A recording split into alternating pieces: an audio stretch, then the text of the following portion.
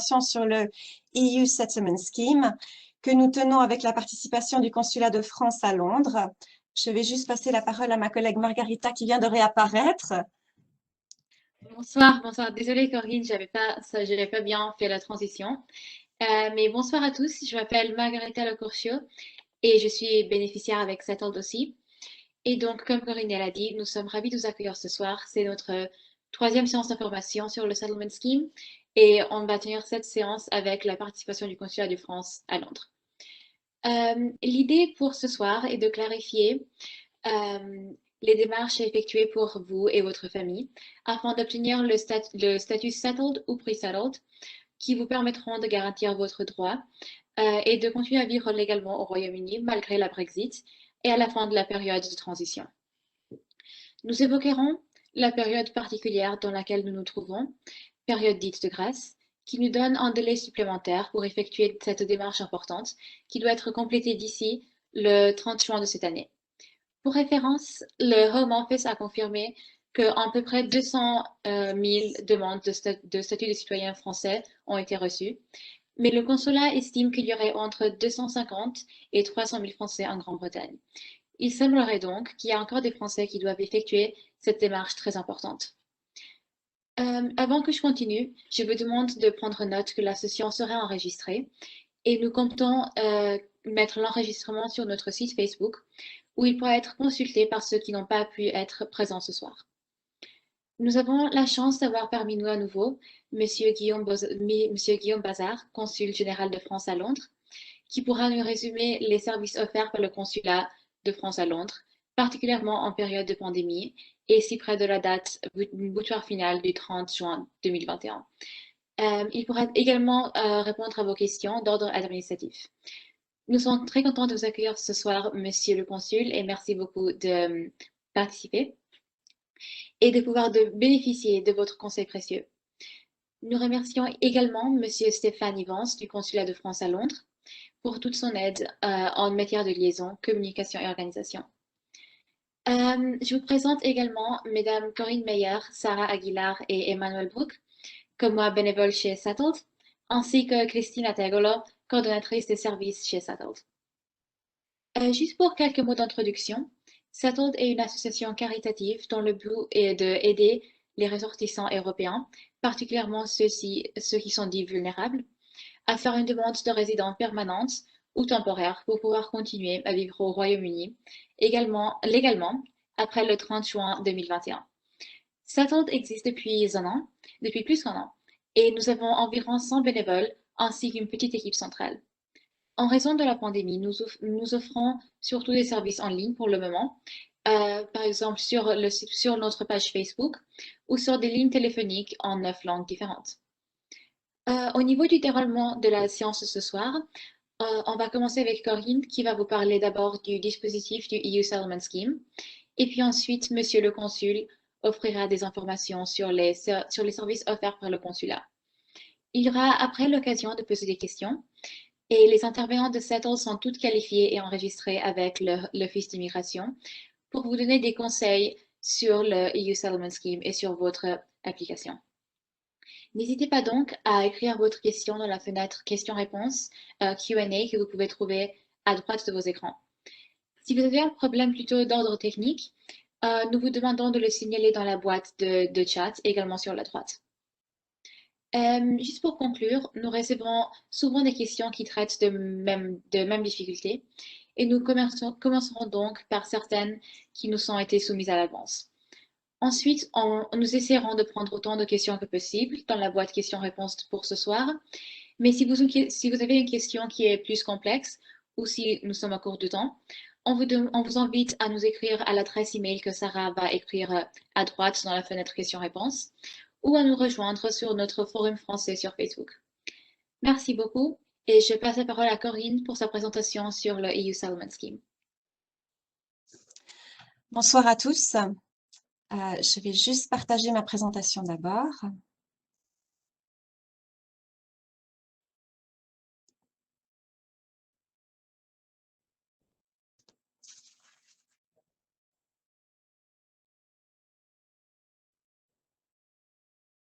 Voilà.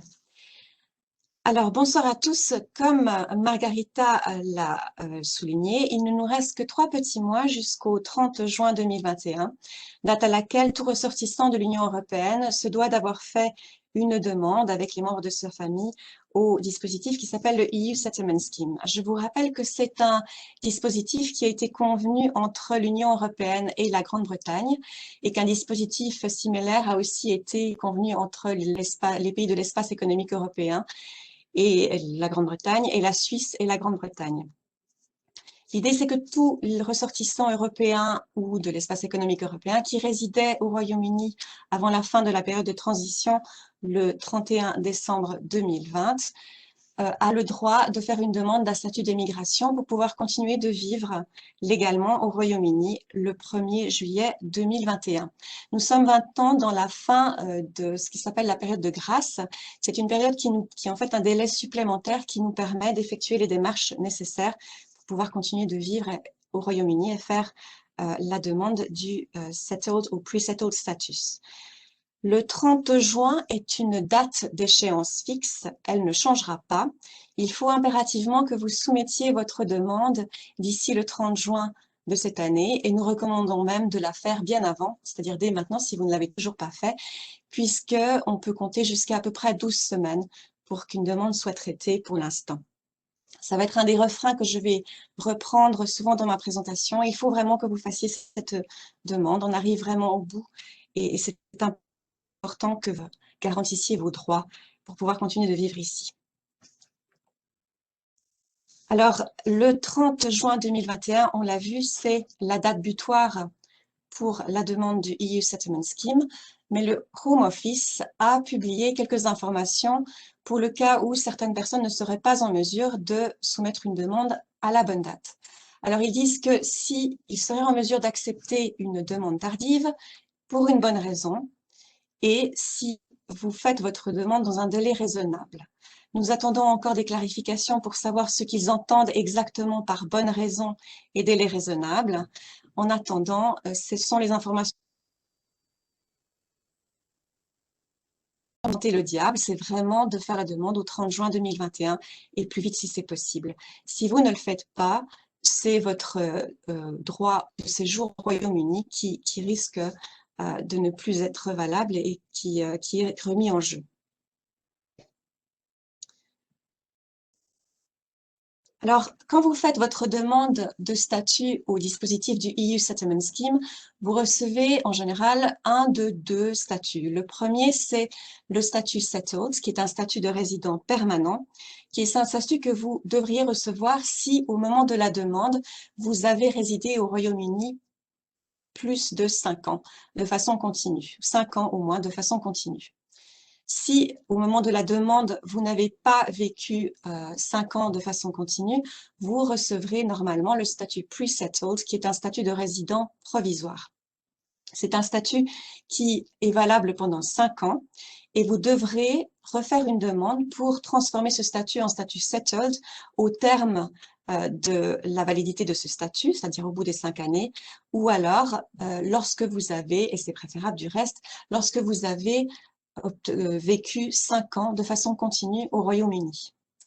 Le statut pre-settled est un statut qui vient avec des règles d'absence très strictes. Vous devez vous assurer que vous ne vous absentez pas plus de 180 jours par n'importe quelle période de 12 mois. Et ça, c'est important de le respecter. Vous avez droit à une plus longue absence de plus de 6 mois et de moins de 12 mois sur les 5 ans, et ça, c'est uniquement pour une raison importante. La liste des raisons importantes est clairement définie et vous la trouverez sur le site du Home Office. Et c'est par exemple pour les cas où si vous allez accoucher à l'étranger, vous avez une formation où vous devez recevoir des soins par exemple, ou un service militaire. Si votre raison ne correspond pas, le mieux c'est vraiment de vérifier avec le EU Resolution Center pour vous assurer que la raison va être acceptée pour absence plus longue. Alors, l'avantage du EU Settlement Scheme, c'est que vos membres de famille proches peuvent vous rejoindre au Royaume-Uni à tout moment, même s'ils n'ont pas vécu donc avant la période de la fin de la période de transition, c'est-à-dire avant le 12 décembre 2020, pardon.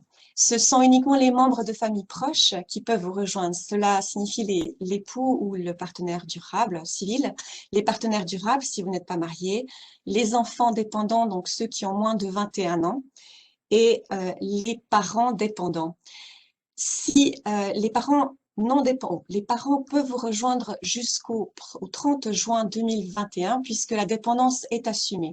À partir du 1er juillet 2021, vous allez devoir prouver la dépendance avec, à l'aide de, par exemple, de documents financiers, etc. Il est important que la relation doit avoir existé avant le 31/12 et toujours être valide au moment où ils arrivent au Royaume-Uni. Et pour ce qui est des partenaires durables, il faut que la relation ait existé avant le 31 décembre 2020, au moins 2 ans avant en fait.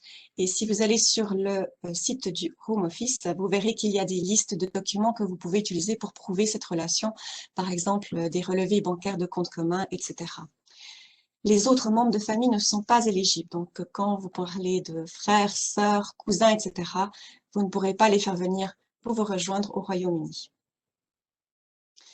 Alors, depuis le 1er janvier 2021, la nouvelle fonction qui s'appelle le regroupement familial est valable. Vous pouvez donc faire en sorte que les membres de famille proches qui ne sont pas encore au Royaume-Uni vous rejoignent et fassent une demande de l'étranger.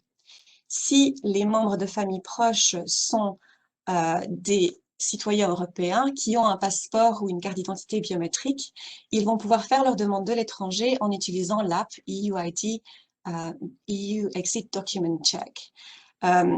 Quand vous faites la demande de l'étranger, vous allez avoir une question qui vous demande si vous faites la demande parce que vous étiez résident avant le 31 décembre 2020. Et quand vous mettrez non, c'est à ce moment-là que vous serez en mesure d'entrer les détails, le numéro du statut settled ou plus settled de votre parrain, la personne qui vous sponsorise et qui vous permet de les rejoindre au Royaume-Uni. Vous devrez également ajouter une preuve de votre relation avec cette personne, le sponsor, le parrain, par exemple le certificat de naissance ou alors le certificat de mariage. Si votre membre de famille proche européen n'a pas de document biométrique, il va devoir faire la même démarche qu'un membre de famille d'un pays tiers, comme par exemple l'Amérique du Sud ou la Colombie, va devoir faire afin de pouvoir vous rejoindre, et ça va être de faire une demande de statut de permis de famille. Alors, la demande de permis de famille se fait de l'étranger. Vous allez devoir à nouveau mentionner le parrain sur la demande, le numéro de statut du parrain, et vous allez également devoir charger des preuves de la relation avec lui ou elle. La demande prend en général 8 semaines, et ça c'est parce que ça dépend du nombre de centres de visa qu'il y a dans le pays d'où vous faites la demande, et aussi parce que vous allez, parfois il n'y a pas de rendez-vous qui sont forcément disponibles. Donc on dit en général qu'il faut compter à peu près 2 mois. Donc si votre membre de famille de l'Union européenne, c'est peut-être plus simple pour eux de faire une demande d'un nouveau passeport pour pouvoir faciliter les démarches et ne pas attendre aussi longtemps. Donc ça, c'est une option. Une fois que la personne a le permis de famille, ils reçoivent une petite vignette et ils peuvent ensuite voyager pour vous retrouver. Et une fois arrivés, ils vont devoir faire la demande de statut en ligne. Donc, ça va être une demande de statut pre-settled. Important, s'ils arrivent après le 1er avril 2021, ils ont 3 mois pour faire la demande au Royaume-Uni.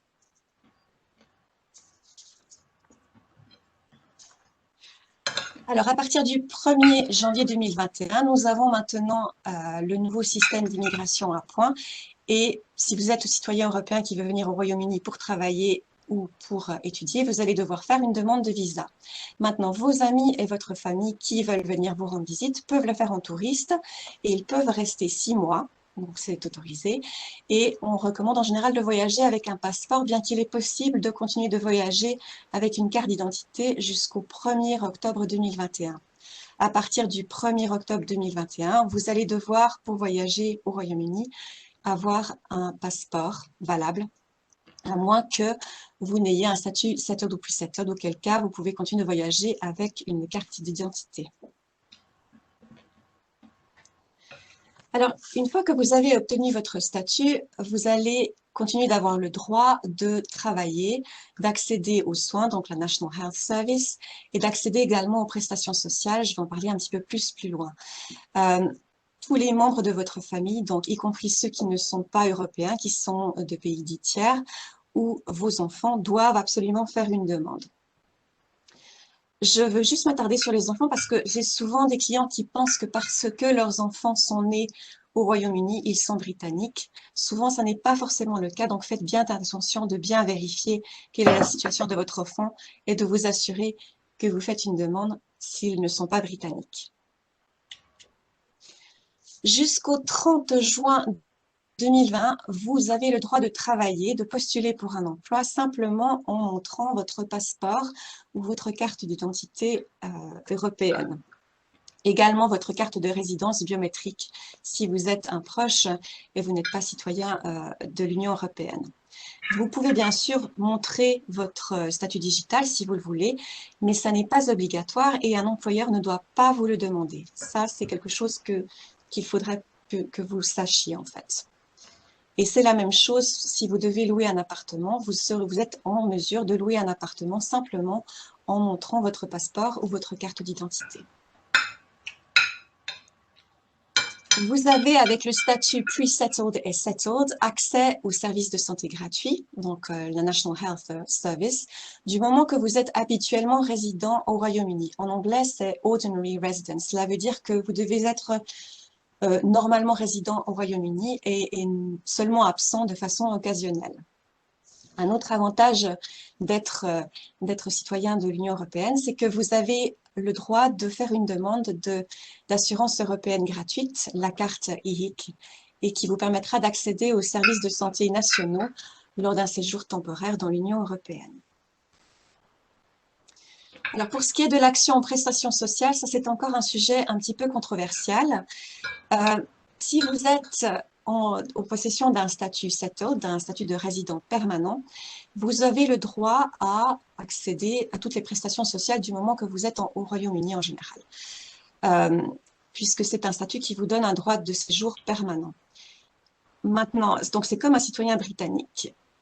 Par contre, si vous avez un statut de résident temporaire, pre-settled, c'est un droit de séjour qui, lui seul, pour l'instant, ne suffit pas pour accéder aux prestations sociales.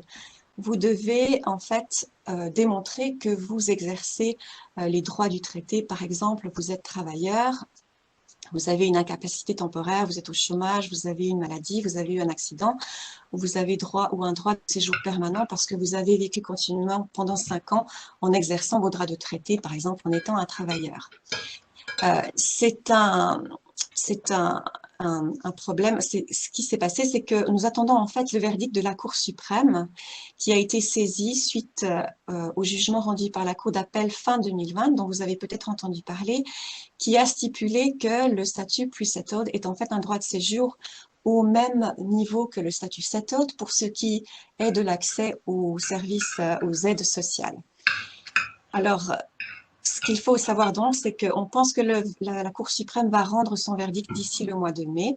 En attendant, si on vous a refusé accès à l'une des aides sociales dont j'ai mentionné le nom sur la diapositive, donc vous avez Universal Credit, Employment Support Allowance, Job Seekers Allowance, Income Support, Housing Benefit, Pension Credit, cela vaut la peine de faire appel. En général, vous devez faire une Mandatory Reconsideration et ensuite vous pouvez aller sous appel. Voilà. Alors, pour faire votre demande de statut settled ou pre-settled, vous avez besoin de 3 choses. Vous avez besoin d'une carte d'identité ou d'un passeport en cours de validité, d'une adresse email et d'un téléphone portable. Dans l'idéal, un téléphone Android ou iPhone 7 parce que vous allez devoir télécharger une application qui s'appelle EUID Document Checked. C'est pratique si vous avez un numéro de sécurité sociale parce que si vous faites la demande avec ce numéro-là, le Home Office sera en mesure de vérifier dans diverses bases de données si effectivement vous avez résidé au Royaume-Uni et pouvoir prendre une décision pour vous donner le statut adéquat. Ils vont vérifier la résidence, mais aussi si vous avez des antécédents judiciaires. Alors, si vous avez simplement des amendes pour ce mauvais stationnement ou excès de vitesse, ça n'est pas important, vous n'avez pas besoin de les déclarer. Par contre, si vous avez commis des crimes graves, donc vous avez eu des condamnations d'au moins 1 année, là, vous allez devoir le déclarer et nous recommandons que vous preniez conseil auprès d'un juriste spécialiste avant de faire la demande. Nous travaillons beaucoup avec Room for Good, qui ont une permanence téléphonique gratuite. Vous pouvez leur téléphoner et ils vous offriront conseils et aides pour faire votre demande. Ce qu'il faut aussi noter, c'est que ce type de demande, si vous avez des antécédents judiciaires, risque d'être plus compliqué et de prendre beaucoup plus de temps. Parfois, c'est souvent le cas si vous venez d'arriver, si vous êtes arrivé juste avant la fin de la période de transition ou si vous n'avez pas de numéro de sécurité sociale, on va vous demander de charger des documents supplémentaires, des preuves pour démontrer que vous avez effectivement été résident avant la fin de la période de transition si vous faites la demande en tant que personne qui a une éligibilité parce que vous y habitiez avant le 31/12/2020. Alors, ce que nous recommandons quand vous devez charger des documents supplémentaires, c'est de vous rappeler que vous ne pouvez charger en ligne que jusqu'à 10 documents. Donc, c'est plus judicieux de charger des documents qui couvrent une longue durée, comme par exemple un relevé bancaire annuel, et vous pourrez ainsi charger moins de documents, mais qui prouvent votre présence sur plus d'années. Alors là, j'ai une liste de documents que nous recommandons en général que vous pouvez charger. Ce qui est important, c'est bien de vous assurer que le nom qui se trouve sur les documents que vous chargez soit le même que celui qui est sur le document d'identité que vous utilisez pour faire votre demande de statut settled ou pre-settled. Nous avons aussi rajouté que vous pouvez mettre des preuves que vous êtes arrivé juste avant la fin de la période de transition, puisque nous avons eu pas mal de ressortissants qui sont arrivés juste avant la fin de la libre circulation des personnes. Alors, le type de preuve que vous pouvez charger à ce moment-là peut être justement un billet de train, peut-être aussi un billet d'avion, des dépenses que vous avez payées par carte bleue juste avant la fin de la période de transition. Et aussi, certaines personnes se sont même fait timbrer le passeport quand elles ont passé la douane.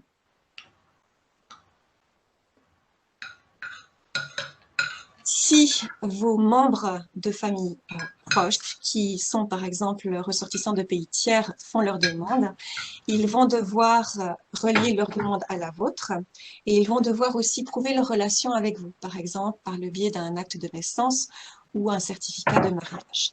Ils devront également charger leur permis de résidence biométrique ou bien, s'ils ont une carte, également faire de même. Si vous faites la demande pour vos enfants, quand vous entrez la date de naissance de l'enfant et que le système reconnaît que c'est un mineur, vous allez avoir une autre question qui va vous demander si vous voulez relier votre demande à celle de votre enfant. Donc faites-le, entrez votre numéro de statut et si vous avez le statut settled, votre enfant aura automatiquement le même statut que vous, c'est-à-dire le statut settled. Si par contre vous avez un statut pre-settled, un statut temporaire, l'enfant aura le même statut, mais vous devrez quand même charger une preuve de leur présence au Royaume-Uni.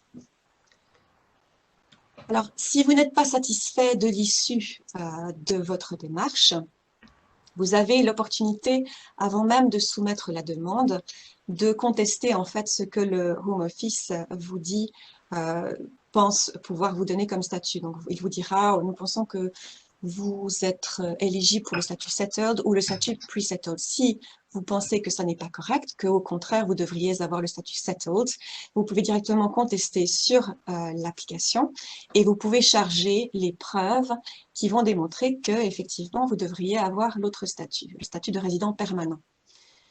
Si vous n'êtes toujours pas satisfait de l'issue du dispositif, quand vous recevez l'email, vous pouvez refaire une autre demande avant le train. Vous pouvez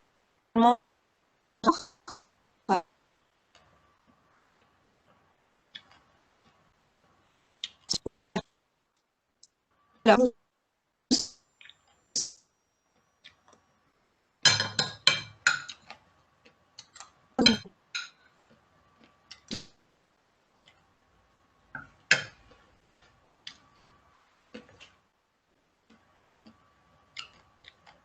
une adresse email et un numéro de téléphone britannique et des preuves de résidence continue si, par exemple, vous n'avez pas un numéro de sécurité sociale. Le problème que l'on rencontre souvent avec les personnes qui ont le statut pre-settled et qui cherchent à transformer leur statut en statut settled, c'est qu'elles ont des problèmes avec les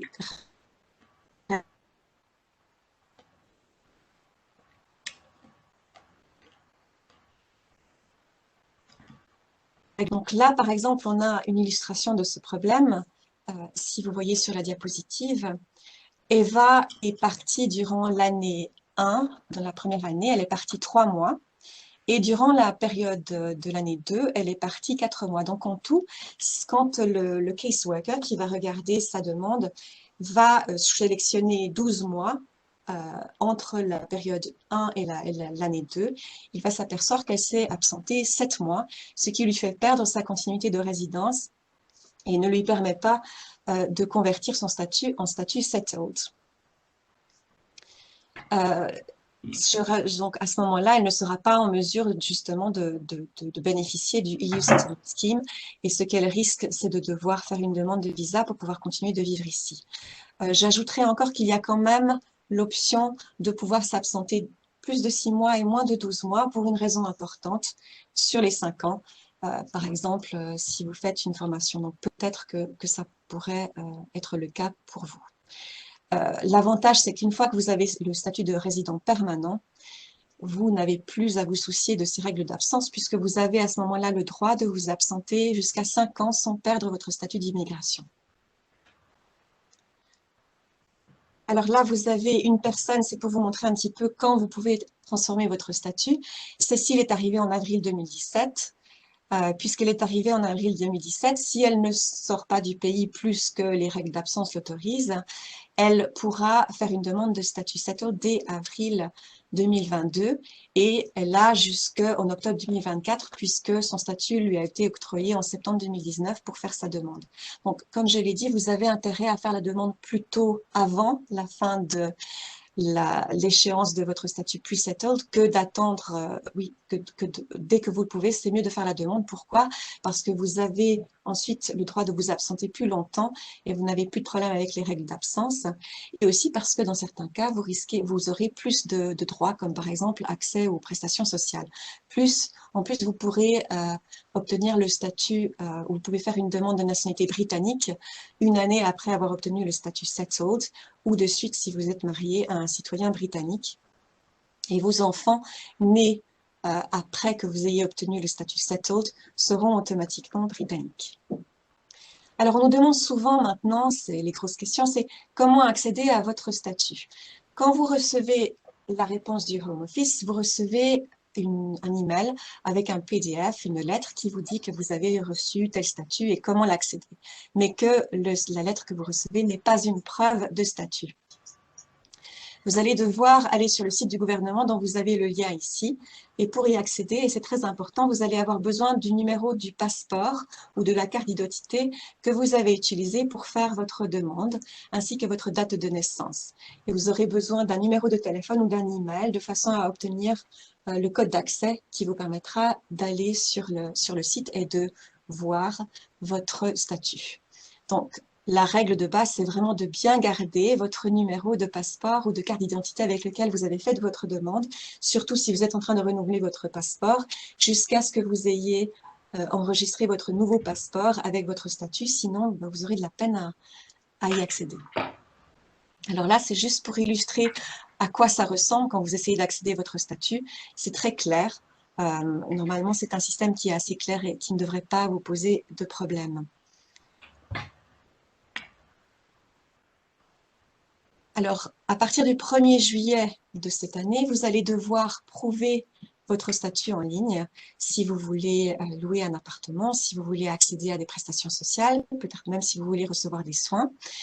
Donc, à nouveau, c'est quelque chose que vous serez en mesure de prouver en ligne. Tout est numérique. Vous allez devoir accéder à votre statut. Vous allez pouvoir prouver votre statut, sélectionner l'option « Entrer les données » soit du bailleur social, soit du bailleur, soit de l'employeur potentiel. Vous allez devoir saisir les données de cette personne et on va vous créer un code d'accès qui va être valable pendant 30 jours. Et vous allez pouvoir envoyer ce code d'accès avec votre date de naissance au destinataire. Maintenant, le destinataire va pouvoir vérifier que vous avez le statut. Il ne verra pas d'autres informations que votre photo, le nom et le statut dont vous bénéficiez.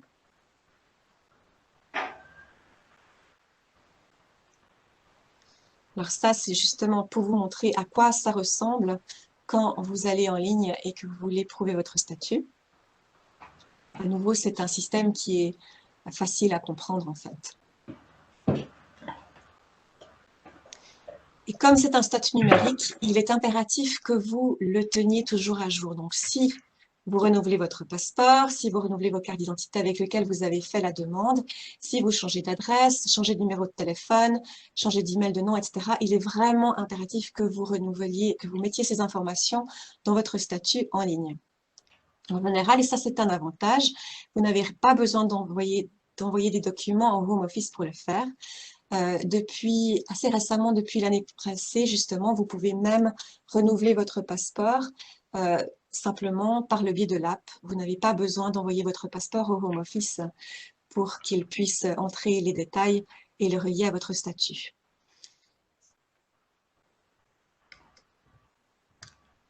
Alors ça, c'est juste à nouveau pour vous montrer comment vous pouvez mettre à jour votre statut. À nouveau, c'est très clair et c'est très facile et ça fonctionne, je peux vous le confirmer. J'ai renouvelé mon passeport en décembre de l'année passée et tout se passe très bien et je suis encore en mesure d'accéder à mon statut. Voilà, alors j'arrive au terme de ma présentation. Je voulais terminer pour vous dire que l'aide est encore à portée de main. En tout cas, voici les détails de notre site internet. Nous répondons aussi aux emails et nous avons aussi un forum sur Facebook, Settled French, où nous répondons aux questions en français.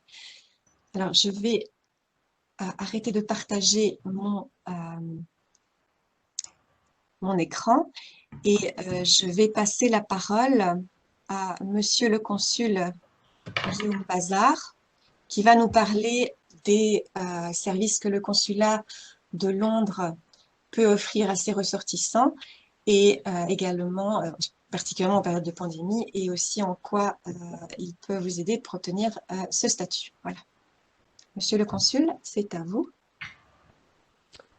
Bonsoir, merci beaucoup Corinne. Je voudrais d'abord commencer par dire que c'est la 3e fois que je participe à un événement organisé par Settled et je voudrais saluer le travail remarquable qui est fait par Settled pour aider les Français pour ce qui est de la section France, mais aussi les Européens d'autres nationalités, la manière dont ils répondent à toutes les questions et aident les Européens à trouver des solutions est absolument remarquable. Donc je tiens à le dire, c'est une initiative et une association qui fait un travail exceptionnel. Donc merci à eux encore de m'avoir invité encore une fois. Je voudrais, avant de parler du consulat, revenir sur quelques points qui ont déjà été mentionnés relativement rapidement sur des questions un peu générales et d'autres un peu plus précises. D'abord, pour décrire un peu le contexte, revenir un peu sur ce qui se passe au Royaume-Uni depuis le 1er janvier 2021. Ce qui se passe, c'est que maintenant, c'est uniquement le droit britannique, c'est la loi britannique qui s'applique. Ça n'est plus le droit européen qui s'appliquait et qui maintenant qui apportait des droits, qui créait des droits pour les ressortissants. Ça, c'est terminé. Maintenant, tout le monde est sous la loi britannique. Donc, il y a maintenant, depuis le 1er janvier, il y a 2 catégories d'Européens vis-à-vis du droit britannique. Il y a ceux qui étaient là avant le 31 décembre, qui ont des droits, parce que même si le droit européen ne s'applique plus, le gouvernement du Royaume-Uni s'est engagé à protéger ces personnes qui étaient installées au Royaume-Uni avant le 31 décembre. Pour les personnes qui arrivent après, je ne vais pas rentrer dans les détails, ce n'est pas le sujet principal de ce soir, mais et Corinne y a fait allusion, c'est une nouvelle loi britannique sur l'immigration qui s'applique, ce qui veut dire qu'on peut venir en simple visite, en visite touristique, familiale, ou dans le cadre de son activité économique, mais pour des activités très, très définies. Mais en revanche, on ne peut plus venir pour travailler, étudier ou s'installer, ou si on veut le faire, il faut avoir un visa avant de venir, et les conditions d'obtention de ces visas sont assez strictes. S'il y avait des questions, on pourrait y revenir. Comme beaucoup d'entre vous l'ont suivi, il y a une négociation qui s'est faite entre le Royaume-Uni et l'Union européenne, qui s'est terminée juste avant Noël, et qui a défini ce que va être la relation entre le Royaume-Uni et l'Union européenne maintenant qu'ils sont sortis. Cet accord porte surtout sur des sujets qui ne nous intéressent pas particulièrement ce soir, c'est-à-dire les relations commerciales, la douane, la concurrence, la pêche, l'agriculture, etc. Sur les droits des citoyens, il y a une chose importante, c'est qu'il y a une partie de sécurité sociale qui est importante, notamment parce qu'elle continue les coordinations de sécurité sociale qui existaient avant, sur les retraites, sur ce genre de choses. Donc ça c'est important. Mais pour les Français qui étaient installés ici avant le 31 décembre, ce n'est pas cette négociation qui a défini les droits, c'était un accord qui avait été négocié il y a 2 ans entre le Royaume-Uni, et on est dans une logique de droits acquis. C'est-à-dire que quand on était ici en tant qu'Européens avant le 31 décembre, on avait des droits. Eh bien, ces droits ne sont pas remis en cause avec la sortie du Royaume-Uni. Et ils ont été, puisqu'ils ne sont plus dans le droit européen, ils ont été transcrits dans le droit britannique. C'est le droit de séjour, de rester ici, le droit de travailler et le droit d'accéder aux protections sociales comme il en a été question tout à l'heure. Ça apporte aussi pour les Français installés ici avant le 1er janvier des avantages sur l'utilisation de la carte d'identité, ça a été mentionné. Si vous avez le settled status ou le pre-settled status, vous pourrez continuer à rentrer au Royaume-Uni avec une carte d'identité jusqu'au moins en fin 2025. Alors que les touristes qui viendront maintenant, qui viendront au Royaume-Uni après le 1er octobre, eux devront avoir un passeport. D'une manière générale, il y a des informations générales sur le Brexit et les conséquences du Brexit sur le site internet du consulat général, sur les différents aspects, que ce soit la sécurité sociale, les déplacements et autres sujets. La période de grâce dont Corinne a parlé, donc cette période qui a commencé le 1er janvier et qui se termine le 30 juin, c'est le délai dont on dispose pour demander le statut. Le premier point que je voudrais souligner, c'est l'urgence. On a tendance parfois, quand on a encore un délai pour faire une démarche, à attendre le dernier moment. C'est en général ce qu'on fait pour payer ses impôts, pour s'inscrire quelque part, etc. Là, vraiment, l'appel que je lance, comme dans le même sens que ce qui a été dit précédemment, c'est l'urgence. Il ne faut pas attendre, il faut faire cette demande maintenant. Il y a déjà plus de 5 millions de demandes qui ont été déposées au total. Ça a été dit, il y a plus de 200 000 demandes qui ont été déposées par des Français, mais les délais sont assez longs. Ils ont tendance à être même un peu plus longs maintenant. Actuellement, le ministère de l'Intérieur britannique a un stock de demandes qui est de plus de 350 000 demandes qui ont été reçues, mais qui n'ont pas encore été traitées. Donc ça veut dire qu'il y a une accumulation et que plus on attend, plus on risque d'être fragilisé dans la situation. Sur les demandes françaises, un point qui est important, donc toutes n'ont pas été traitées, hein, plus de 200 000 demandes reçues, il y en a entre 180 et 190 000 qui ont été traitées, il y en a qui sont en attente. C'est pour ça qu'il y a des Français qui écrivent à Settled ou qui écrivent au consulat pour dire, voilà, j'ai fait ma demande au mois de décembre, j'ai toujours pas de réponse, est-ce que c'est normal? Oui, c'est normal, puisque, encore une fois, il y a un retard important. Ce qui est important de savoir aussi, c'est qu'il y a très peu de refus. Sur les presque 200 000 demandes qui ont été françaises, on a eu quelques centaines de refus. Les refus sont sur deux sujets principaux. Le premier, c'est quand on a eu des condamnations judiciaires lourdes. À ce moment-là, le gouvernement britannique peut refuser le settled status. Ça peut être aussi parce que on fait une demande et le ministère de l'Intérieur estime que les justificatifs ne sont pas convaincants et demande des pièces supplémentaires. Et ils font un certain nombre de relances si on ne répond pas. Et si au bout d'un certain temps, de plusieurs mois et de plusieurs relances, ils n'ont toujours pas les documents, au bout d'un moment, ils décident de rejeter la demande. Mais le pourcentage, encore une fois, de refus est faible, puisqu'il est de 0,3% à peu près sur l'ensemble. La question des contrôles est très importante. Elle a été évoquée, mais j'y reviens un petit peu.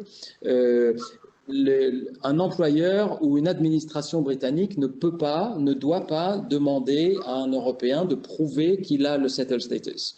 Le passeport européen ou la carte d'identité européenne suffisent à prouver qu'on a le droit de résider au Royaume-Uni, de travailler et de bénéficier de prestations sociales.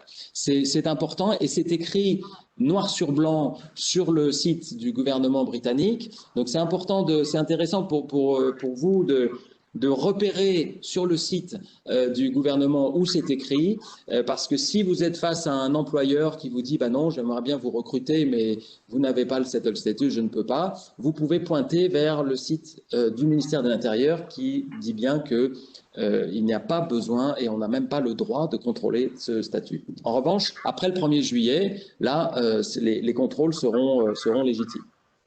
Il y a un autre élément qui est important, c'est que toujours sur l'urgence, c'est que les demandes tardives, si des personnes attendent et laissent passer la date, on ne sait pas encore comment le Home Office traitera ces demandes. Comme ça a été dit tout à l'heure par Corinne, le principe a été annoncé que si le retard est raisonnable et s'il y a de bonnes raisons, la demande pourra être prise en compte. Mais les critères qui permettront de définir ce qu'est un retard raisonnable et ce que sont des bonnes raisons, on ne les connaît pas encore, on attend, on espère que ça sera publié prochainement, mais on n'est pas certain que la flexibilité sera telle qu'on pourra faire passer des demandes qui auraient été déposées 2 mois après, sans véritable raison qui relève de la force majeure. Un autre élément important en termes de droit, c'est que dans le cadre de l'accord sur la sortie du Royaume-Uni de l'Union européenne, le gouvernement britannique a été obligé ou s'est engagé à créer une autorité indépendante de surveillance de la mise en œuvre des droits des citoyens européens, qui s'appelle Independent Monitoring Authority, IMA. Et cette autorité est indépendante du gouvernement et elle peut recevoir des plaintes sur la manière dont les droits des citoyens européens, encore une fois, ceux qui étaient installés avant le 31 décembre, donc ces droits sont garantis. Le gouvernement britannique s'est engagé par un traité international à respecter ces droits. Donc cette autorité indépendante peut relever des défauts, des fautes dans la conduite ou l'attitude de l'administration britannique et c'est un moyen de faire valoir ses droits. Cette autorité a lancé une enquête auprès des Européens pour qu'ils fassent savoir dans quelles conditions ils ont pu faire valoir leurs droits, obtenir le statut. Donc je vous invite à consulter le site internet de cette autorité et éventuellement à y déposer, il y a une procédure pour y déposer une plainte si on estime que ces droits n'ont pas été respectés. Quelques mots donc sur les services consulaires. J'ai aperçu dans le chat tout à l'heure une question qui était est-ce que les services consulaires sont ouverts pour demander un rendez-vous pour renouveler un passeport? Le consulat est ouvert. Le consulat a été ouvert tout le temps pendant toute la crise sanitaire. Évidemment, on a dû adapter les services. On ne fonctionne pas exactement comme on fonctionne habituellement. On ne peut venir que sur rendez-vous. On ne prend pas de visiteurs sans rendez-vous. Et d'autre part, pour des précautions sanitaires évidentes, on a dû réduire assez fortement le nombre de personnes qui peuvent être ensemble en même temps dans les locaux du consulat. Et donc, le nombre de rendez-vous a été réduit. Pour vous donner un ordre d'idée, dans une année normale, comme avant la pandémie, l'année 2019, le consulat reçoit 500 à 600 personnes par jour. Évidemment, dans les conditions sanitaires qu'on connaît depuis plus d'un an maintenant, ça n'est pas possible. Mais nous avons des rendez-vous, nous avons un volume de rendez-vous qui est ouvert tous les jours. Il faut prendre rendez-vous en ligne. Les rendez-vous sont ouverts sur 2 mois. C'est très vite saturé parce que la demande est importante, mais nous gardons une capacité à traiter des urgences. Et donc, si vous êtes dans une situation d'urgence, c'est-à-dire que vous avez un passeport qui est déjà périmé et que vous avez soit un besoin de vous déplacer de toute urgence pour un événement particulier sérieux, ou si vous avez besoin de renouveler votre passeport pour faire la démarche de Settled Status, à ce moment-là, vous pouvez demander un rendez-vous en urgence et il faut écrire à l'adresse générique du consulat général, l'adresse mail générique vous trouvez sur le site internet. La législation française sur la délivrance des passeports fait qu'il n'est pas possible de faire une demande à distance. Il y a certains pays, il y a peu de pays européens, mais il y en a quelques-uns qui permettent de faire, surtout pour les renouvellements, de faire sa démarche sur Internet. La loi française ne le permet pas pour des raisons de sécurité, et donc on est obligé de se déplacer pour venir au consulat. Avant, on était obligé de se déplacer une deuxième fois pour venir chercher le passeport. Ça n'est plus le cas. On peut maintenant, au moment de la demande, demander à ce que le passeport soit envoyé directement à domicile. À ce moment-là, il faut le prévoir à l'avance parce qu'il faut apporter une enveloppe spéciale. Mais c'est possible, donc ça permet de ne venir qu'une fois. Le délai d'obtention d'un titre, à partir du moment où le rendez-vous a eu lieu et où le dossier était complet et validé, ça prend à peu près 3 semaines. Ce qui est important d'avoir en tête, c'est que si on n'a pas de titre d'identité valide, si on a un passeport ou une carte d'identité périmée, et que on pense d'abord, soit on n'arrive pas à obtenir un rendez-vous au consulat parce que c'est souvent difficile, ou parce qu'on ne peut pas se déplacer si on habite loin, si on a des raisons diverses, il y a une procédure prévue par le Home Office qui n'est pas une procédure numérique, qui est une procédure sur un formulaire papier pour demander le settled status sans avoir de titre d'identité valide. C'est une procédure sur laquelle l'administration britannique ne communique pas énormément parce qu'elle est réservée à des situations particulières. Donc si vous êtes dans cette situation, si vous savez que vous aurez du mal à renouveler votre titre avant l'échéance, et encore une fois, il ne faut pas attendre, à ce moment-là, il faut appeler le centre de résolution du Home Office et expliquer la situation et demander à ce qu'on vous envoie le formulaire papier. Et vous justifiez que c'est parce que vous n'êtes pas en mesure de vous rendre au consulat pour renouveler un titre d'identité. Et à ce moment-là, le Home Office envoie ce formulaire papier que vous devez remplir, fournir un certain nombre de données, évidemment, et le renvoyer. Donc, c'est un élément important. Il faut l'utiliser. Il vaut mieux faire une demande maintenant de cette manière que d'attendre et de risquer de rater la deadline.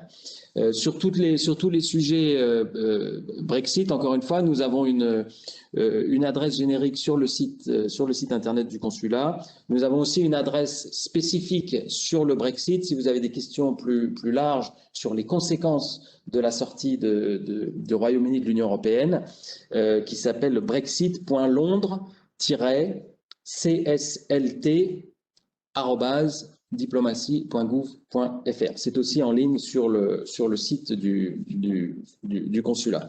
Donc encore une fois, la démarche, c'est maintenant qu'il faut la faire. Il faut vraiment plus attendre. Ça fait presque 2 ans maintenant que le settled status est ouvert, et donc l'administration britannique fait valoir que les Français installés ici, les Européens en général, ont eu plus de 2 ans au total pour faire cette démarche, et donc il n'est pas certain qu'ils feront preuve d'une grande d'une grande souplesse pour examiner des demandes tardives. Voilà ce que je voulais vous dire sur le settle status et sur le consulat. Évidemment, je répondrai avec settle à vos questions. Avant de conclure, je voulais aborder très rapidement un autre sujet pour les Français qui sont résidents au Royaume-Uni, c'est nous allons avoir des élections. Tous les Français ne le savent pas, mais ils ont des élus consulaires, les élus des Français de l'étranger, qu'on appelle les conseillers des Français de l'étranger. Et cette élection aura lieu au mois de mai prochain. C'est un suffrage universel. Tous les Français qui vivent au Royaume-Uni peuvent voter s'ils sont inscrits sur la liste électorale consulaire.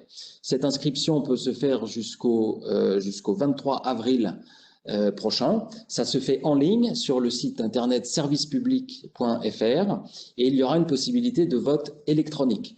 Donc, si vous souhaitez être représenté par des élus, ces élus peuvent faire remonter vers le consulat, vers l'ambassade, les préoccupations des Français.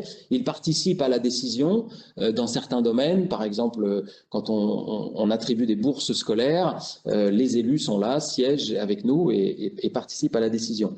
Donc, il y aura un vote électronique, il y aura du vote physique à l'urne à Londres et à Édimbourg. Donc, renseignez-vous, regardez sur le site internet, il y a une rubrique consacrée aux élections, inscrivez-vous sur les listes électorales et votez au mois de mai prochain. Voilà, je m'arrête là et je suis à disposition avec Settle pour répondre à vos questions. Merci.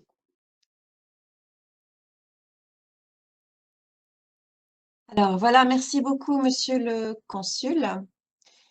Voyons voir. Alors moi, je n'arrive plus à me montrer. Est-ce que vous m'entendez tous? Oui, On vous entend, oui, ok, c'est bon. Alors, nous avons reçu des questions en amont de la présentation. Alors, je ne sais pas pourquoi moi, est-ce que vous me voyez? Moi, je ne me vois plus. Voilà, je suis là.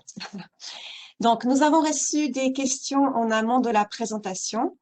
Nous avons maintenant un petit peu de temps pour y répondre. Je vais d'abord commencer par les questions que nous avons reçues et puis ensuite, on va un petit peu regarder les questions que je peux voir dans le Q&A et qui n'ont pas encore reçu de réponse en particulier par Emma et Sarah qui ont été bien occupées, je le vois.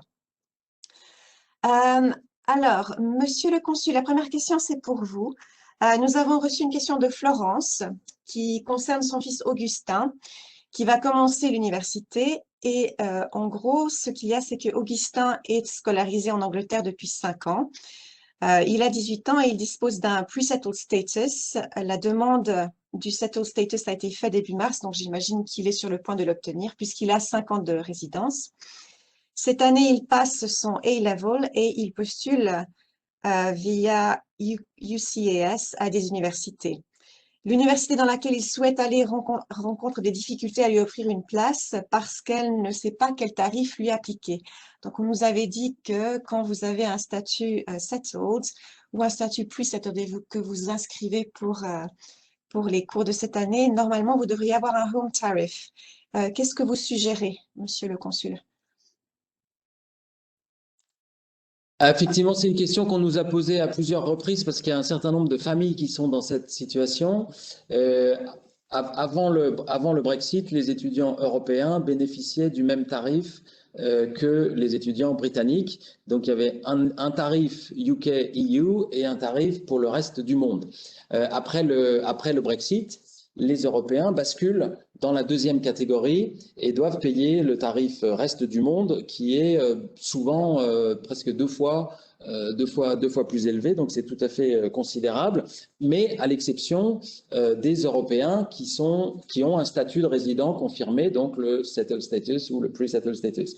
La décision de principe de proposer le tarif UK aux étudiants européens qui ont un statut, elle a été annoncée, elle est publique. Le problème, c'est que les universités n'ont pas reçu les instructions ou les clarifications qui leur permettent, sans prendre de risque, de définir ce tarif. C'est un sujet purement britannique entre les universités britanniques et l'administration britannique. Le seul conseil qu'on peut donner, nous avons évidemment fait remonter ce sujet vers l'administration de manière globale, mais dans une situation individuelle particulière, la recommandation que nous faisons, c'est de saisir le MP de la circonscription, le parlementaire à la Chambre des communes, pour qu'il fasse valoir cette situation à l'administration.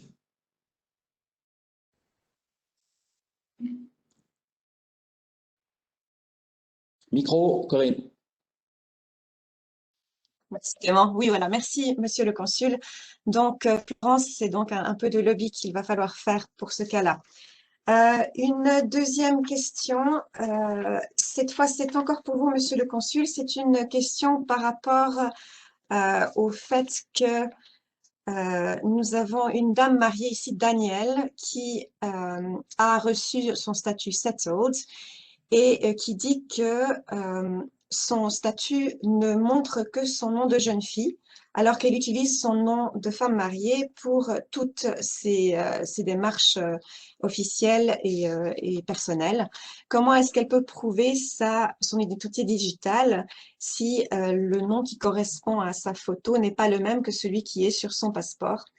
Qu'est-ce qu'elle pourrait faire? Qu'est-ce qui peut être fait pour rectifier tout ça? Et ça a l'air d'être un problème de pas mal de femmes mariées en fait françaises, puisque sur le passeport il y a le nom de jeune fille ainsi que le nom de l'épouse. Qu'est-ce que vous conseillez dans ce cas-là?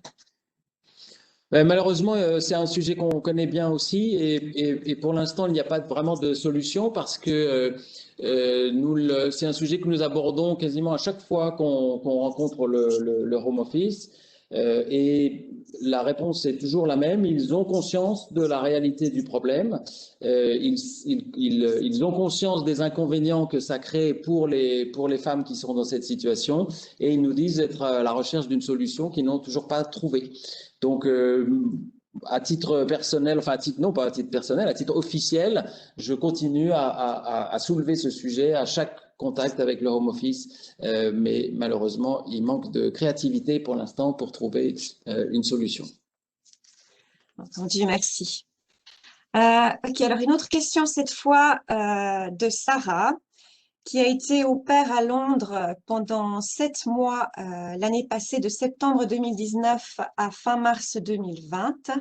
Elle est ensuite rentrée en France due au virus et elle a continué ses études à partir de septembre 2020 en France. Elle a l'intention de retourner en Grande-Bretagne en janvier 2022 pour 2 ans et elle aimerait s'installer après en Grande-Bretagne pour s'y installer avec son amie. Alors, elle demande si elle est éligible au statut settled. Donc là, pas tellement, hein. On est d'accord, je crois. Qu'est-ce que vous en pensez? La règle des absences fait qu'elle n'est pas éligible, ou alors il faudrait qu'elle fasse valoir un motif de force majeure qu'il aurait, mais il faut que ça soit limité à 12 mois de toute façon. Donc je crains que ce soit pas possible. Donc si elle veut revenir, elle doit revenir par la voie d'un visa, mais le visa pour travailler, ça suppose d'avoir une offre d'emploi de la part d'un employeur qui lui-même a la qualité de sponsor pour être autorisé à recruter de la main-d'œuvre non britannique. Donc c'est cette voie-là qu'il faudra prendre si elle souhaite revenir au Royaume-Uni. Oui, effectivement, ça n'est plus possible en raison de la règle des absences. Nous avons du reste, je vois des questions dans les chats. On me demande ici, va-t-il y avoir des dérogations prévues ou prolongement des 6 mois d'absence en raison du Covid et du blocage des frontières? Alors, le Home Office a publié un guide, n'est-ce pas? Mais le guide est très strict et c'est vraiment que si vous avez souffert du Covid ou vous avez dû vous mettre en quarantaine, que vous pouvez arguer par exemple de l'absence plus longue des 12 mois. À part ça, ils disent en gros que si vous avez été absent, que la règle d'absence des 6 mois devrait pouvoir vous permettre de résoudre le problème. Donc, vous n'en avez pas besoin. C'est vrai qu'il y a beaucoup de personnes qui ont eu ce problème puisque, si je me souviens bien, Here for Good est en train de faire des démarches légales pour tenter de convaincre le Home Office de revoir cette règle. Donc, peut-être que vous devriez regarder sur le site de Here for Good et voir si vous pouvez les contacter pour discuter de votre cas en particulier. OK. Je reviens aux autres questions que nous avions reçues auparavant. Nous avons reçu la question d'un jeune homme français qui essaie d'obtenir un prêt immobilier pour acheter une maison et qui se l'est vu refuser parce qu'ils veulent voir son statut settled. Donc là, on dirait que c'est ce que vous nous aviez dit à propos du problème de discrimination. En fait, le fait que vous pouvez, que normalement, on n'est pas censé devoir prouver que nous avons le statut avant la fin de la période de grâce. Qu'est-ce que vous conseillez là, Monsieur le Consul? Alors, on a déjà eu connaissance de cas comme ça. Il y a eu un cas qui avait été médiatisé parce qu'il y a une banque, je crois que c'était en Écosse, il me semble, qui avait refusé un prêt à un Européen. Je pense pas que c'était un Français, mais peu importe, au motif qu'il n'avait pas le statut. Et la banque a été obligée de présenter ses excuses. Donc là, il y a deux choses possibles. D'abord, il faut insister auprès de l'établissement bancaire, comme je le disais tout à l'heure, en leur montrant, en leur pointant du doigt les directives du Home Office qui montrent bien et qui écrivent noir sur blanc que jusqu'au 30 juin, la présentation d'une carte d'identité ou d'un passeport suffit à prouver ses droits à travailler. Ça, c'est pour le droit. Évidemment, ça ne garantit pas l'obtention du prêt. L'obtention du prêt, ça repose sur d'autres considérations. Et si le blocage persiste, j'invite cette personne à nous communiquer par mail au consulat les détails, y compris le nom de la banque. Et moi, je suis prêt à transmettre les éléments du dossier au Home Office. Mais ça suppose évidemment qu'on ait les données précises sur la personne et sur l'établissement bancaire. Voilà, donc si vous êtes là, faites ce que Monsieur le Consul vous a conseillé et envoyez-lui donc les détails de cette banque qui ne veut pas vous donner ce prêt. J'ai une autre question ici, peut-être que Margarita, tu veux la prendre. Une question de Angel. Faut-il renouveler sa carte biométrique quand on est d'un pays tiers? Ma femme, qui est originaire d'Algérie, a obtenu son pre-settled status en même temps que moi. Elle a toujours une carte biométrique obtenue auparavant et qui semble être encore valable. Qu'est-ce que tu en penses? En fait, je dirais que oui, il faut remplacer votre carte biométrique, donc il devra la remplacer. Si vous avez si vous en avez déjà une issue selon les règles EEE pour une issue sous le EU Settlement Scheme. Et vous pouvez le faire sur le site du Home Office et on vous mettra en ligne une copie du link, je pense. Si je peux le Merci. mettre. Oui, on peut le mettre sur le chat. Je vais m'arranger pour le faire. Voilà. OK. Une autre question que je vois là, peut-être à nouveau pour Margarita. Mon bébé est né cette année au Royaume-Uni. J'ai le statut pre-settled. Quelle démarche dois-je effectuer pour légaliser sa présence en Grande-Bretagne? Bon, déjà, des félicitations depuis nous tous. Et puis, je vous recommanderais qu'il faudra faire une demande de statut pre-settled pour lui avant le 30 juin 2021 en utilisant l'app et son passeport ou carte d'identité biométrique. Vous devrez aussi relier sa demande à la vôtre et votre enfant aura le même statut que vous. D'accord, merci. Je vois qu'il y a des questions dans la chat, je vais en prendre une. Alors, ça, c'est une question par rapport au fait que nous n'avons toujours pas reçu l'accord pour certains de nos enfants comment peut-on respecter le délai de moins de 6 mois d'absence alors que nous ne pouvons pas revenir car, 1, il nous manque des accords pre-settled à cause des mesures Covid et des motifs impérieux, on ne peut pas justifier d'un domicile car on n'a pas encore de résidence. Et il faut justement qu'on puisse venir en Grande-Bretagne pour trouver une location et donc pouvoir justifier d'une résidence et vivre en Grande-Bretagne. OK. Alors ça, on dirait, ça doit être, ça c'est une question qui a l'air de venir de quelqu'un qui est venu juste avant la fin de la période de transition, j'imagine, pour faire une demande au statut du EU Settlement Scheme et qui est ensuite retourné et qui a de la peine à revenir pour s'installer. Alors, je peux répondre en partie à ça. Est-ce que vous avez quelque chose à dire par rapport à ça, monsieur le consul? Ah, vous n'avez pas de... Attendez, on vous entend pas. Voilà. Non, par contre, pardon, je cherchais à voir la question, mais je ne la vois pas. Vous pouvez reprendre le point sur lequel vous m'interrogez? Oui, pardon. C'est une question dans la chat et c'est quelqu'un qui dit qu'ils n'ont toujours pas reçu l'accord pour certains de leurs enfants et par conséquent demande comment est-ce que l'on peut respecter le délai de moins de 6 mois d'absence alors que nous ne pouvons pas revenir car, 1, il nous manque des accords pre-settled et 2, à cause des mesures Covid et des motifs impérieux, on ne peut pas justifier d'un domicile car on n'a pas encore de résidence. En fait, ça, je pense que c'est quelqu'un qui est venu très récemment, qui a peut-être fait sa demande de lui-même et qui ne sait pas très bien comment procéder. Alors, est-ce que vous avez des conseils? Moi, j'en ai certainement. Est-ce que vous avez peut-être quelque chose à Non, dire? non, allez-y, allez-y. Alors, pour moi, je dirais que là, le problème, c'est que j'imagine que la personne est venue pour obtenir le statut juste avant la fin de la période de transition. Donc, cette personne ensuite est retournée en France. C'est comme ça que je comprends la question. Alors, ce que vous pouvez faire, c'est que dans ce cas-là, enfin moi, ce que je ferais, c'est certainement, il faudrait que vous puissiez revenir dans les 6 mois. Alors, je ne sais pas quand vous avez obtenu votre statut, mais si vous avez fait votre demande juste avant au mois de décembre, vous auriez en théorie au moins jusqu'au mois de mai pour pouvoir revenir. Et à ce moment-là, vous pouvez vous installer, puisque d'ici là, peut-être que vous devriez pouvoir voyager. Et à ce moment-là, peut-être, si vous arrivez à assurer la continuité de votre statut, vous pouvez faire venir vos enfants par le biais du regroupement familial. C'est vrai que c'est un gros problème, le Covid, mais malheureusement, le home office est assez strict à ce niveau-là et je ne pense pas qu'il y aura d'autres dérogations.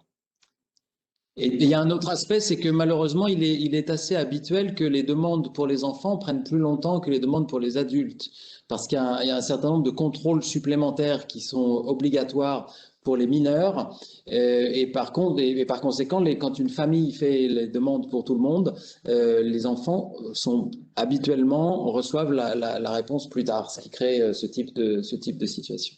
Ouais. Donc, dans ce cas-là, vraiment, c'est d'assurer qu'au moins une personne garde le statut et faire revenir les autres par le biais du regroupement familial, ce sera plus simple. Et voilà, quand en général on s'installe dans un autre pays, c'est peut-être mieux de le faire d'abord tout ça, de trouver l'appartement en premier et après de faire venir les autres. Je ne sais pas, c'est une solution peut-être. Entendu. On continue un petit peu plus loin. Alors là, voyons voir, j'ai Janine ça c'est un petit peu ce dont vous aviez parlé. Elle n'a pas de document d'identité en cours de validité. Elle a 78 ans. Elle a des problèmes de mobilité. Que me conseillez-vous? C'est un petit peu ce que vous aviez dit lors de votre présentation en fait. Exactement, c'est contacter le Resolution Center. Alors le Resolution Center, il est assez saturé en ce moment. Je crois qu'il faut être patient et il faut de préférence appeler plutôt tôt le matin ou en fin de journée ou pendant le week-end. Le Home Office nous dit que c'est un peu moins chargé et demander le paper form pour pouvoir faire la demande sans un titre valide, en faisant bien valoir qu'on est dans l'impossibilité de se déplacer au consulat, d'obtenir un rendez-vous et de faire renouveler son titre. Voilà. Donc, a paper application. OK.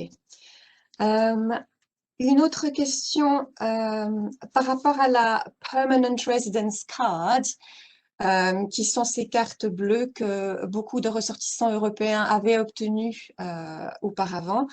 Alors, on me demande souvent, là c'est une question, est-ce que j'ai une Permanent Resident Card? Est-ce qu'elle est toujours valable? Est-ce que je dois faire une demande au EU Settlement Scheme ou est-ce que je peux rester comme je suis? Est-ce que vous voulez la prendre peut-être? Alors, Permanent Residence Card, c'est la problématique de l'indefinite leave to remain, c'est-à-dire que ces personnes ont un statut de résident permanent.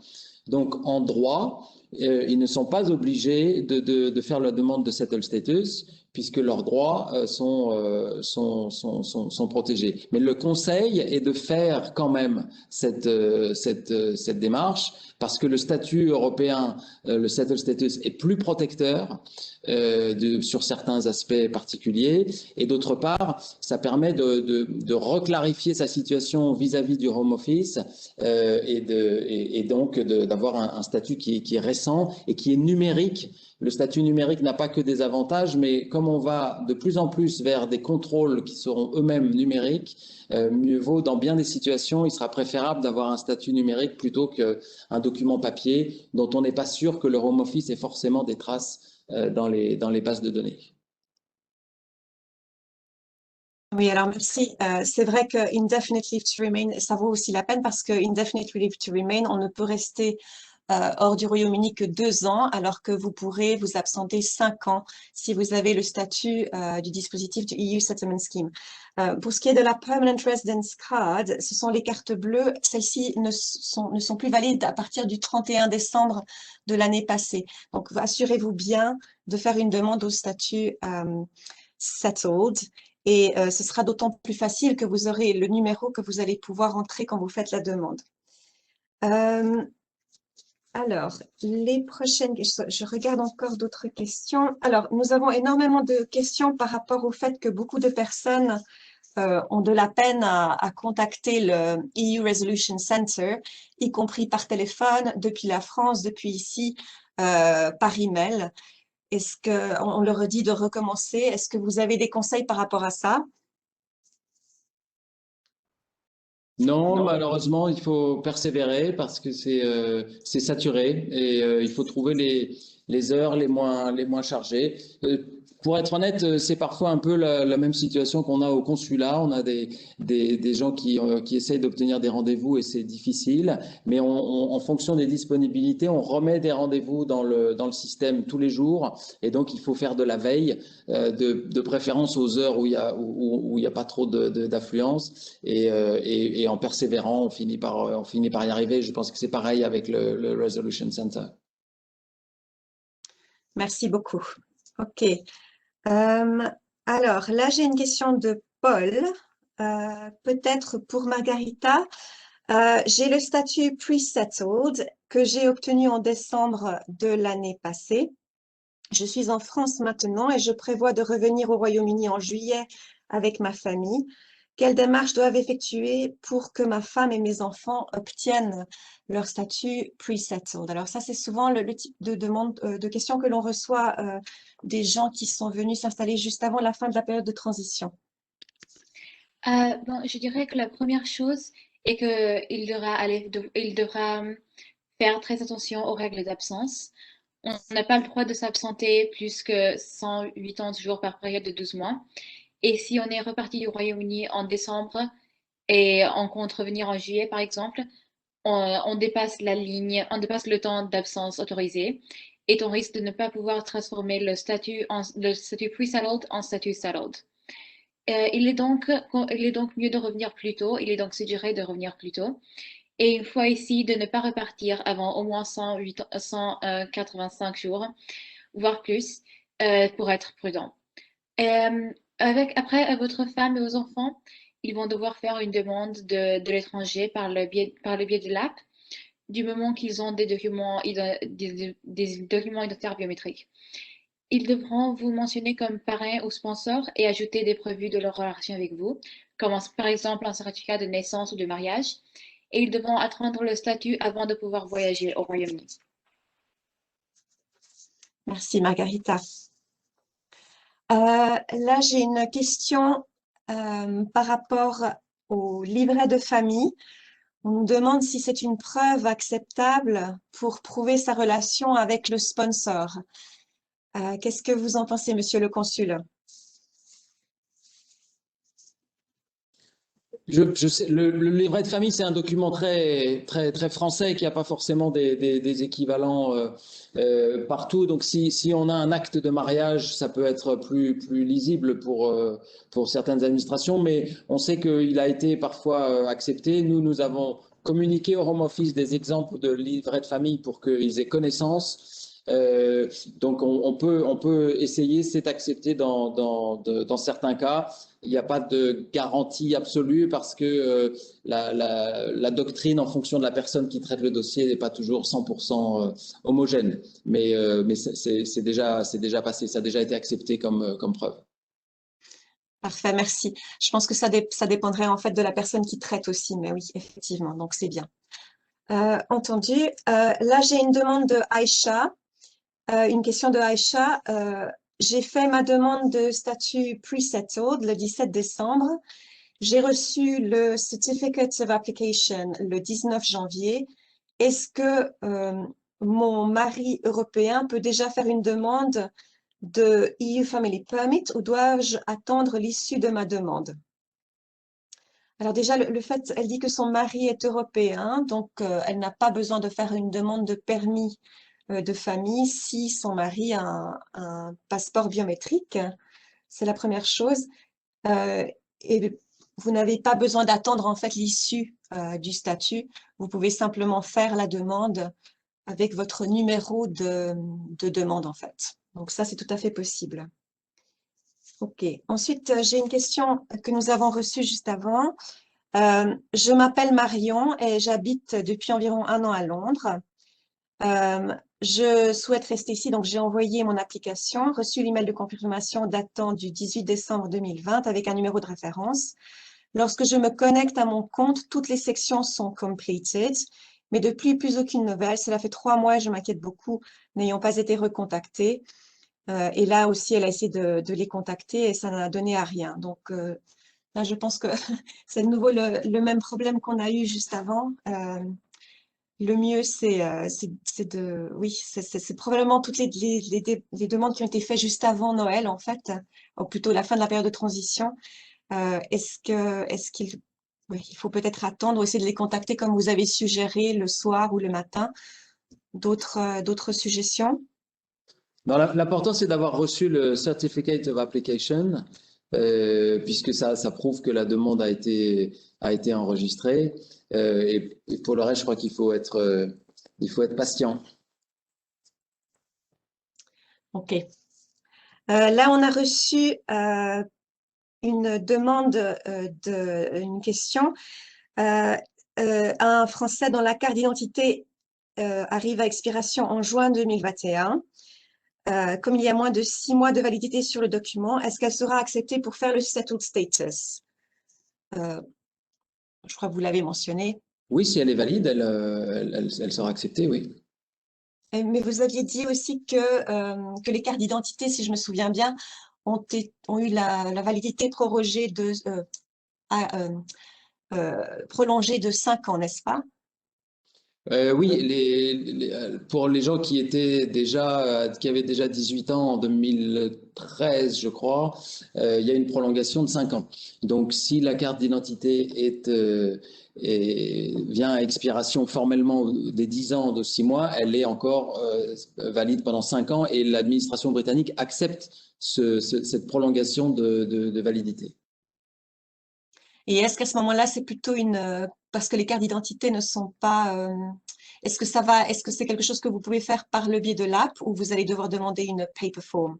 Non, les cartes d'identité sont pas biométriques, donc elles peuvent être, c'est pas forcément paper form, mais c'est l'envoi de la carte au Home Office et ensuite la procédure informatique pour la deuxième partie de la démarche. Ok. Nous venons de recevoir une autre question sur la chat. Alors, je ne sais, quelqu'un qui demande si son mari et ses filles qui sont britanniques vont devoir avoir besoin d'un visa pour venir en France. Alors, elle ne précise pas si c'est pour vivre ou pour aller en vacances. Donc, si c'est pour aller en vacances, j'imagine que non. Mais si c'est pour y vivre, est-ce que c'est encore possible?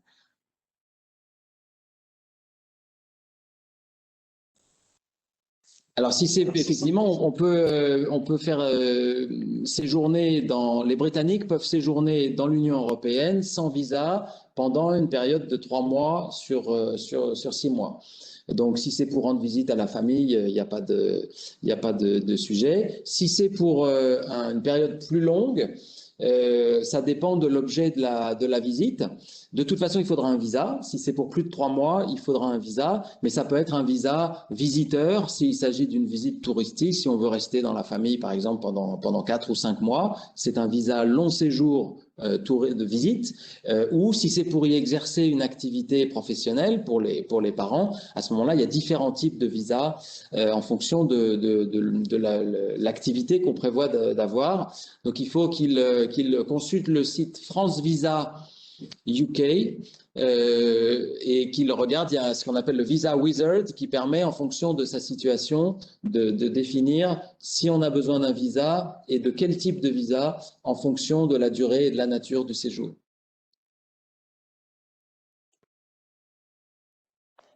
Merci beaucoup pour cela. Alors, j'ai une question, laissez-moi juste la trouver. Alors, j'ai une question qui revient souvent et qui vient d'être posée. C'est quelqu'un qui veut savoir comment est-ce que le Home Office vérifie les absences lorsque l'on veut transformer le statut settled. Est-ce que vous voulez l'apprendre ou est-ce que je l'apprends? C'est un petit peu comme vous voulez. Allez-y, allez-y. J'y vais. Donc, dans des cas comme ça, la personne qui va traiter de votre demande va pouvoir vérifier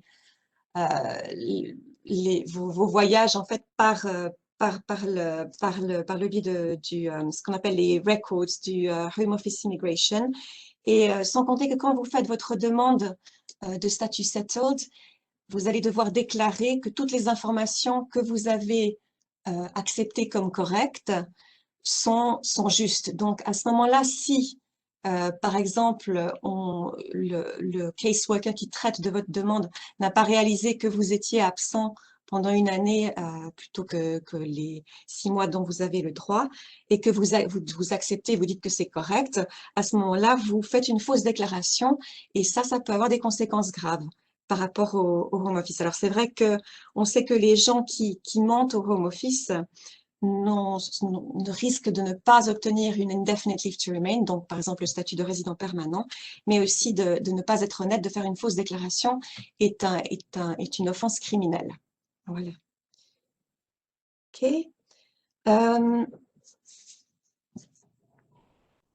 Alors, j'ai d'autres questions dans la chat. On va en prendre encore quelques-unes. Quelqu'un qui dit qu'il a le statut pre-settled et qu'il souhaite obtenir le statut settled et il veut savoir s'il doit travailler pendant 5 ans. Est-ce que Margarita, tu veux essayer cette question ou...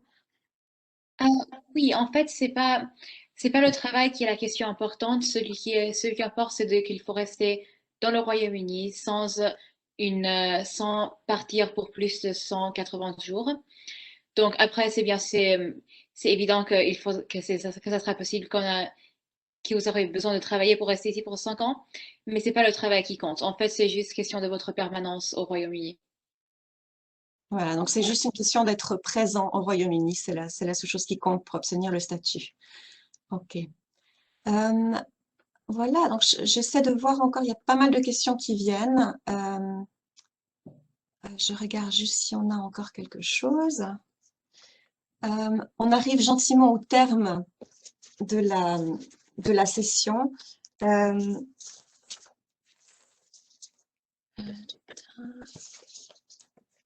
Alors, j'ai une question ici d'Odile qui veut savoir si est-ce que l'on peut voyager si on a fait une demande de regroupement familial en tant que citoyen de l'Union européenne, mais qu'on n'a pas encore obtenu le statut?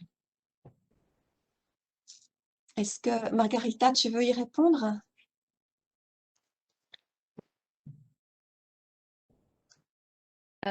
Pardon, oui, c'était pas. Est-ce que, Ouais. Corinne, tu peux juste me répéter la question, s'il te plaît? Oui, oui, je répète. C'est est-ce que l'on peut voyager si on a fait une demande de regroupement familial? Donc, on veut faire venir un membre de famille proche de l'étranger pour vous nous rejoindre au Royaume-Uni en tant que citoyen de l'Union européenne, mais qu'on n'a pas encore obtenu le statut. Donc, si quelqu'un a fait sa demande de statut en France, par exemple, pour rejoindre son parrain au Royaume-Uni, est-ce qu'il peut voyager même s'il n'a pas encore reçu son statut, ou est-ce qu'il doit attendre d'avoir obtenu le statut pour pouvoir voyager? Ah oui, merci d'avoir répété.